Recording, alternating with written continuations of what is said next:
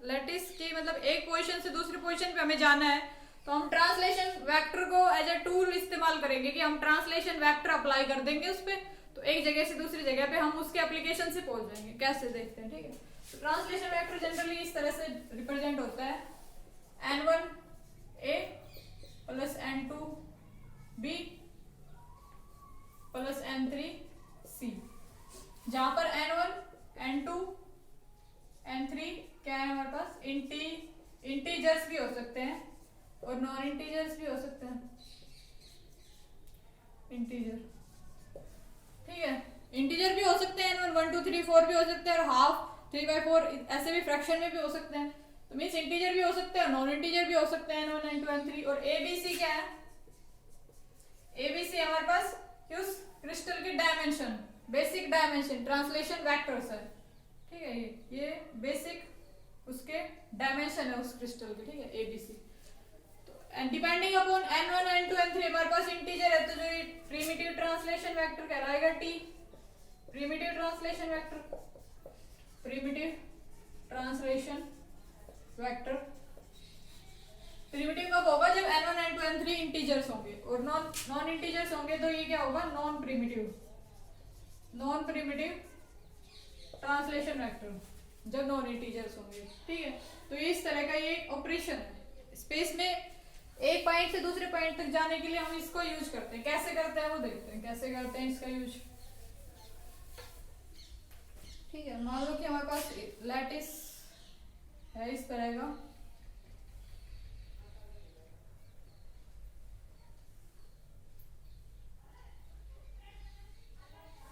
इस तरह का लैटिस है मान लो हमारे पास, और हमें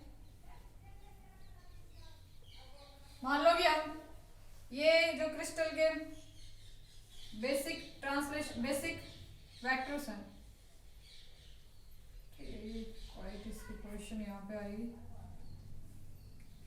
मान लो कि ये n1 n2 n3 किसकी बात है, जब हम स्पेस में बात कर रहे हैं। 2 डायमेंशन में दो ही मिलेंगे ऑब्वियसली, a और b वेक्टर होंगे, और n1 n2 स्पेस में 3 मिलेंगे हमारे पास, ठीक है। मान लो कि ये इस डायरेक्शन में जो इसका बेसिस वेक्टर है वो a है, और इसमें है b, ठीक है। तो अगर मान लो कि हमें यहाँ पे इसी पॉइंट पे यहाँ पे पहुंचना है, तो हमें यहाँ से किस तरह से चलना होगा। मान लो ये है r, यहाँ तक r पोजीशन है इसकी, ठीक है, यहाँ पे। तो अगर हमें यहाँ पे पहुंचना है तो हमें कितना चलना पड़ेगा, 1 यूनिट इस डायरेक्शन में एंड 1 यूनिट इस डायरेक्शन में, तो हम यहाँ पे पहुंच जाएंगे। तो हम कह सकते हैं कि जो ये नया पॉइंट है आर डैश पे हम कैसे पहुंचेंगे, आर यहाँ पे आर पे थे, प्लस हमने कौन सा ऑपरेशन लगाया कि इतना 1 यूनिट ए का 1 यूनिट मतलब n1 मतलब 1 यूनिट चले ए डायरेक्शन में और 1 यूनिट चले बी डायरेक्शन में। तो हम लिख सकते हैं कि a plus b 1 unit of a 1 unit of b। इतना अगर हम चलेंगे इसमें तो हम आर डैश नई लोकेशन पे पहुंचेंगे, ठीक है। तो इस तरह से हम ये ऑपरेशन लगा के हम किसी भी लोकेशन पे पहुंच सकते हैं। ये ऑपरेशन लगा के हम किसी भी लोकेशन पे पहुंच सकते हैं। ये ऑपरेशन लगा के इस पूरे लैटिस में कहीं पर भी पहुंच सकते हैं, ठीक है। तो ये हमारा फंडामेंटल ऑपरेशन है कि इसको लगा के हम किसी भी कहीं पे भी पहुंच सकते हैं। तो ये था ट्रांसलेशन वेक्टर, और 2 टाइप के होते हैं, प्रिमिटिव एंड नॉन प्रिमिटिव, ठीक है। तो नेक्स्ट हम बात कर रहे हैं यूनिट सेल की।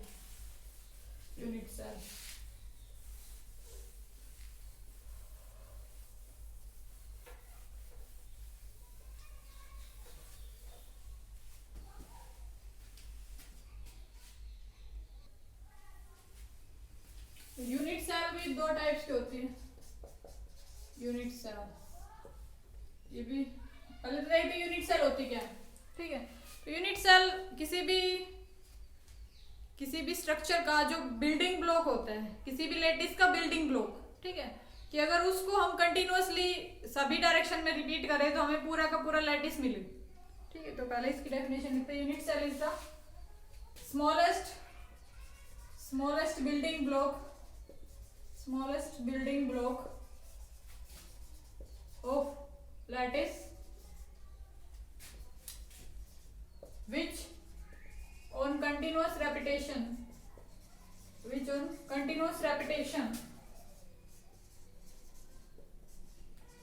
in various direction produces the whole lattice. तो ये स्मॉलेस्ट बिल्डिंग ब्लॉक है कि जिसको कंटिन्यूअसली रिपीट करें तो पूरा हमें लैटिस मिले।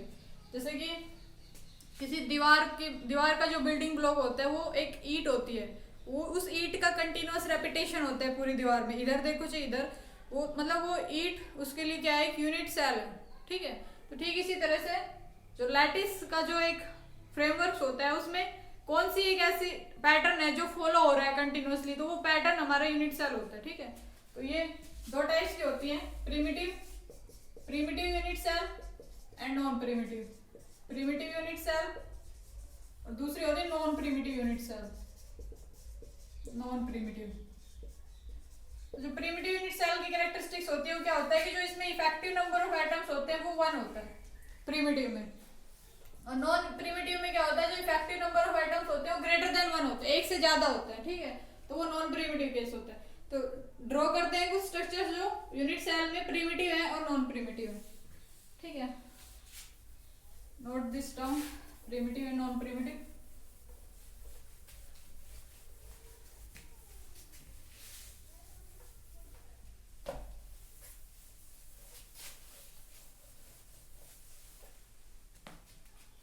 कंसिडर करें कि लैटिस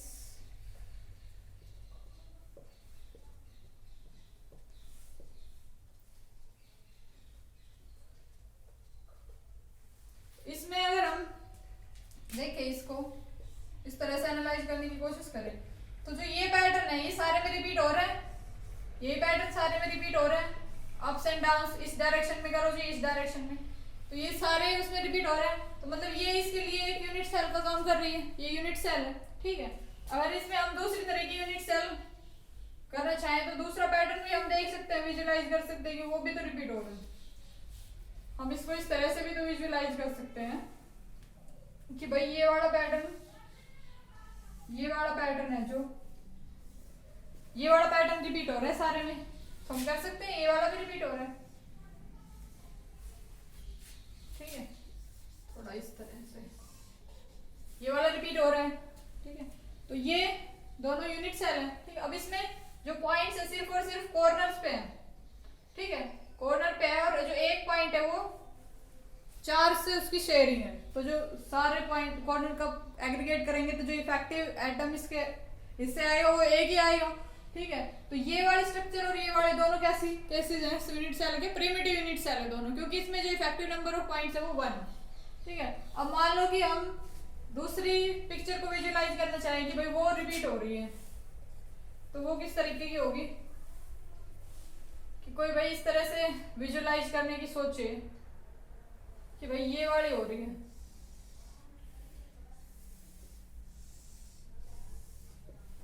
तो इस तरीके से भी विजुलाइज कर सकता है कि भाई ये भी हो रही है, सारे स्पेस में रिपीट हो रही है। ऐसी पैटर्न भी हम कह सकते हैं कि भाई रिपीट हो रहा है, ठीक है।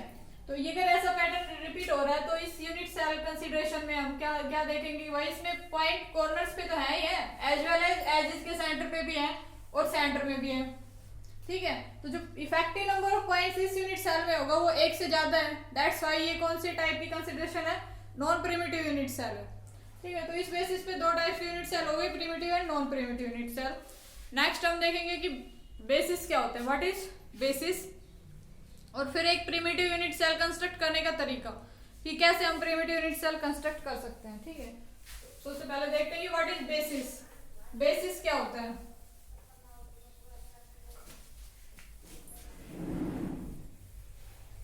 बेसिस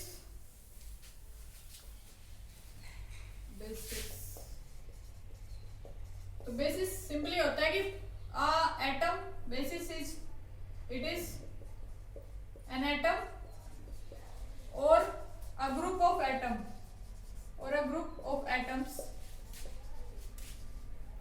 which after 2 to 3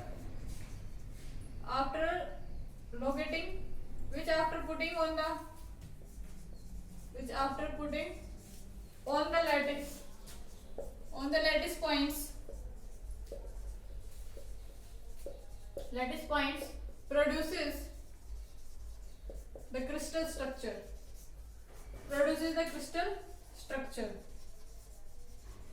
मतलब बेसिस क्या होता है कि एक पॉइंट एक एटम या ग्रुप ऑफ एटम्स, एक एटम भी हो सकता है, दो एटम भी हो सकते हैं, या ग्रुप ऑफ एटम्स भी हो सकते हैं। मैक्सिमम 10⁻³ से लेके 10⁻⁴ तक बेसिस के अंडर एटम्स आते हैं कि इतने भी हो सकते हैं। जब इतने एटम्स को अगर हम उन स्पेसिफिक पोजीशंस पे, उन पॉइंट्स के अरेज पे रख दें, तो जो हमारे पास स्ट्रक्चर फॉर्म होती है वो स्ट्रक्चर को कहते हैं क्रिस्टल स्ट्रक्चर। तो जो क्रिस्टल स्ट्रक्चर बनेगी उसको हम किस तरह से एनालाइज कर सकते हैं कि crystal structure is nothing but lattice plus basis. तो लैटिस प्लस बेसिस जो अगर हम तो इसको मिलके क्या बनेगा? Crystal structure. ठीक है। लैटिस क्या था कि लैटिस इमेजिनरी पॉइंट्स का फ्रेमवर्क था, सिर्फ पॉइंट्स थे, इसमें कोई एटम या मॉलिक्यूल की बात नहीं की हमने, सिर्फ इसमें पॉइंट्स की बात की थी कि ये सिर्फ इमेजिनरी पॉइंट्स का फ्रेमवर्क है, एक जाल है। और अगर उस जाल पे हम बेसिस मतलब कुछ एटम्स या मॉलिक्यूल्स रख दें तो वो जो स्ट्रक्चर हमें ऑब्टेन होगी वो क्रिस्टल होगा, वो हमारी क्रिस्टल की स्ट्रक्चर होगी। ठीक है। तो अगर हम इसको सपोज इस तरह का हमने लैटिस लिया, इस तरह का लैटिस है हमारे पास, और बेसिस सपोज हमने 2 एटम बेसिस ले लिया इस तरह से, ये 2 एटम्स हमारे पास 2 एटम बेसिस ले लिया, तो क्रिस्टल स्ट्रक्चर किस तरीके से फॉर्म होगी कि ये एटम हर लैटिस की लोकेशन पे हर पॉइंट के रखा जाएगा इस तरह से कि क्रिस्टल स्ट्रक्चर बनेगी। तो किस तरह की स्ट्रक्चर हमें ऑब्टेन होगी? इस तरह से, इस तरह की स्ट्रक्चर जो हमें ऑब्टेन होगी।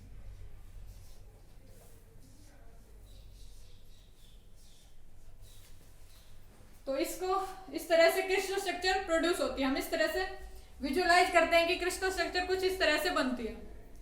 ठीक है। हम इसको इस तरह से भी विजुअलाइज कर सकते हैं कि जो जैसे कि क्लासरूम में क्लास कैसे बनती है, क्लास में अगर हम बेंचेस को इस रेगुलर मैनर में अरेंज कर दें, ठीक है, कि हर बेंच पे कितने स्टूडेंट बैठने हैं वो फिक्स हो जाए, तो क्लासरूम बनेगा। ठीक है ना। ठीक इसी तरह से क्रिस्टल बनेगा। तो क्रिस्टल बनने के लिए क्या क्या चाहिए? भाई लैटिस होना चाहिए और बेसिस होना चाहिए। तो क्लास कैसे बनती है कि बैठने की उनकी पर्टिकुलर पोजीशंस होनी चाहिए और स्टूडेंट्स होने चाहिए। तो जब पर्टिकुलर स्टूडेंट अपनी पोजीशन ऑक्यूपाई कर लेगा तो क्लासरूम बन जाएगा। ठीक इसी तरह से पर्टिकुलर एटम जब एक लैटिस पे पॉइंट पे रखा जाएगा तो क्या बनेगा? हमारे पास क्रिस्टल स्ट्रक्चर फॉर्म होगी। तो ये सारा हमारा क्रिस्टल स्ट्रक्चर इस तरह से बनती है। तो नेक्स्ट हम बात करते हैं the last topic of this lecture is Wigner seeds primitive unit cell। अब नेक्स्ट क्वेश्चन राइट होता है कि भाई हम प्रिमिटिव यूनिट सेल को कैसे कंस्ट्रक्ट करें। ठीक है।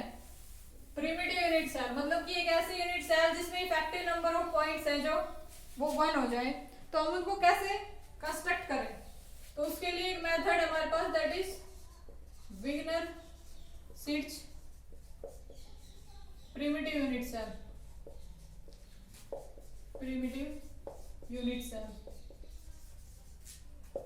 ये क्या है? Wigner seeds primitive unit cell। Wigner seeds give a method to obtain primitive unit cell। कि primitive unit cell ये एक पूरा प्रोसीजर इसने बता रखा है कि भाई इस तरह से फॉलो करोते जाओ तो जो आपके पास जो स्ट्रक्चर मिलेगी वो स्ट्रक्चर क्या होगी?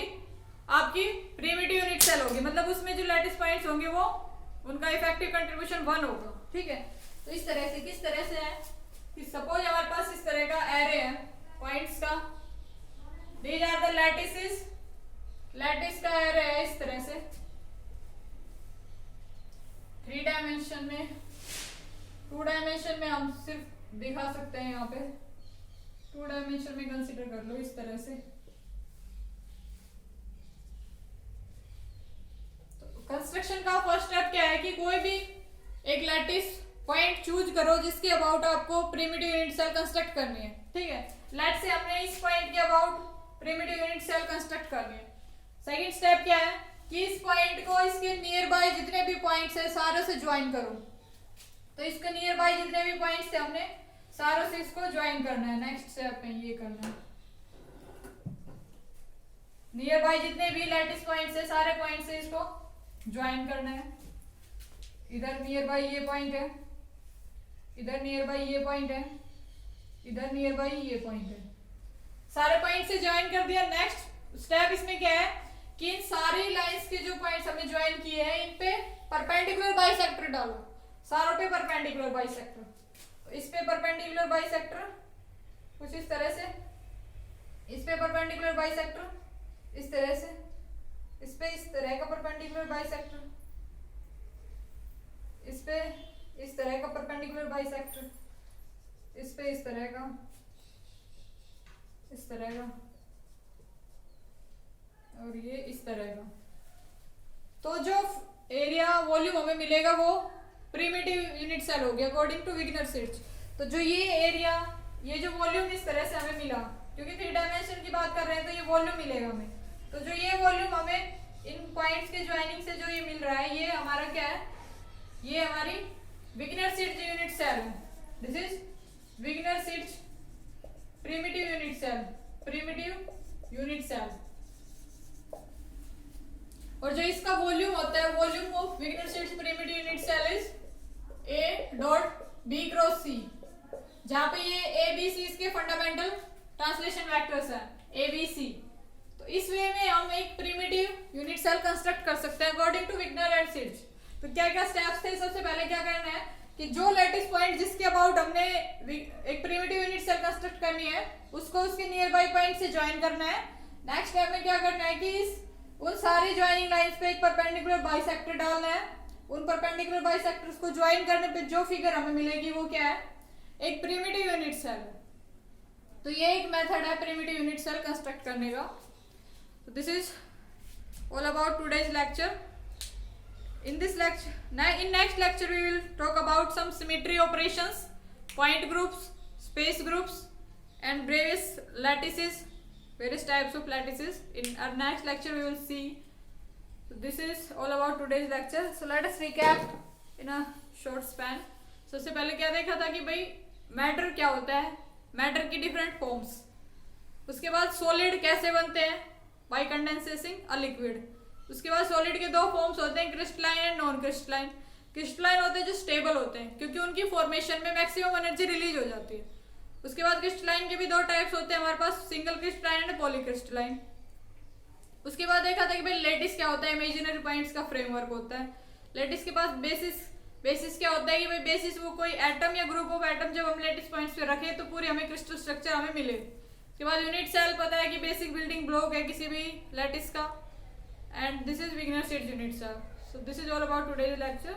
Stay tuned. Thanks for watching.